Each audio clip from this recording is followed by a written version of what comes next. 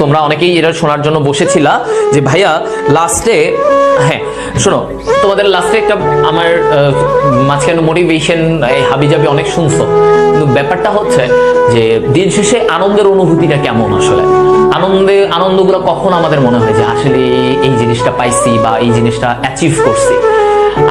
আমার অ্যাডমিশনের পরে যখন আমি রেজাল্টটা পাই, বিশেষ করো ওই রেজাল্টটা পাওয়ার পরে মানে আমি আমার ফ্রেন্ড আমরা ভয় পাচ্ছিলাম যে আমরা ঢাকা মেডিকেলে পাবো কিনা। আমরা জানি আমরা মেডিকেলে পাবো, কিন্তু আমরা ঢাকা মেডিকেলে পাবো কিনা আমরা তখন অনেক ভয় ছিলাম।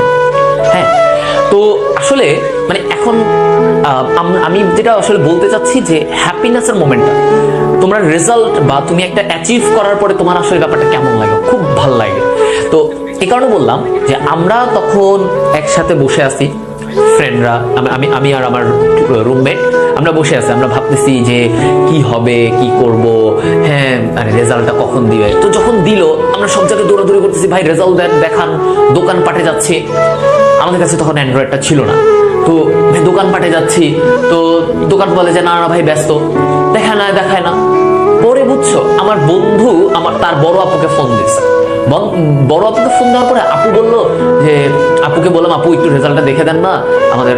আপু বলে হ্যাঁ হ্যাঁ বলো। তো আমার বন্ধু রোল বললো, হ্যাঁ ও আগে রোল বললো। তো রোল বলার পরে আপু চিল্লে উঠলো, ওর নাম ছিল রিফাত। রিফাত তুমি তো ঢাকা মেডিকেল কলেজে চান্স পাইছো। আমার বন্ধু তো লাফ দিয়ে উঠছে ওই রোডে, ফার্ম গেটেই ছিলাম আমরা তখন অ্যাডমিশন টাইমে, ঢাকার farm gate.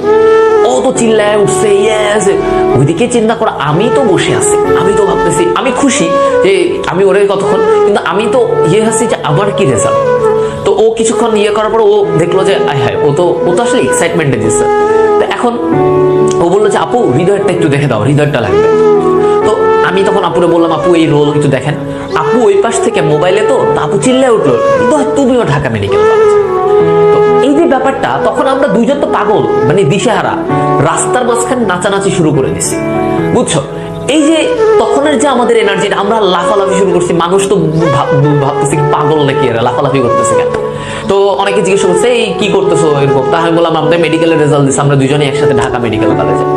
And trust me, এখন আমাদের একসাথে আমাদের চলাফেরা উঠা বসা আমরা দেখি, একসাথে ক্লাস করি, ভালো লাগে। সেই মোমেন্টগুলো এখনো মনে হয় যে এই স্টুডিও থেকে ঠিক 5 মিনিট হেঁটে গেলে আমার ওই রোডটা, আমাদের এই স্টুডিও থেকে আমার ওই যেই জায়গায় আমার রেজাল্টটা বের করছিলাম জানছিলাম, সেটা 5 মিনিট হেঁটে যাওয়া লাগে।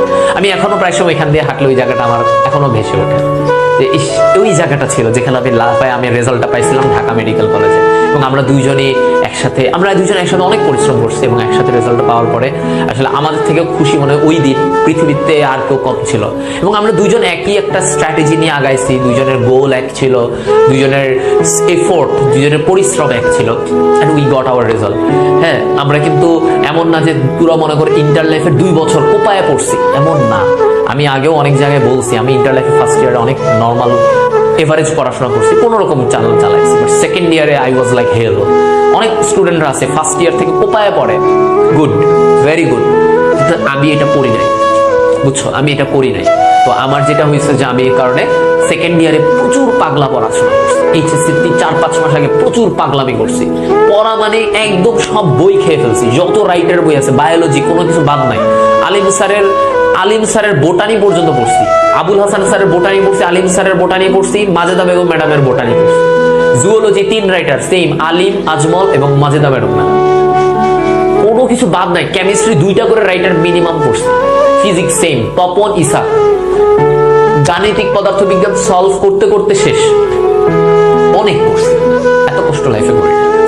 মানে ওই কষ্টের রিওয়ার্ড আমি পাইছি, আলহামদুলিল্লাহ আমি রিওয়ার্ড পাইছি। সো রিওয়ার্ড পাইলে ভালো লাগে, তাই না? তো সফলতার সাথে গল্পগুলো অনেক ভালো লাগে আমাদের সময়, এটাই আর কি।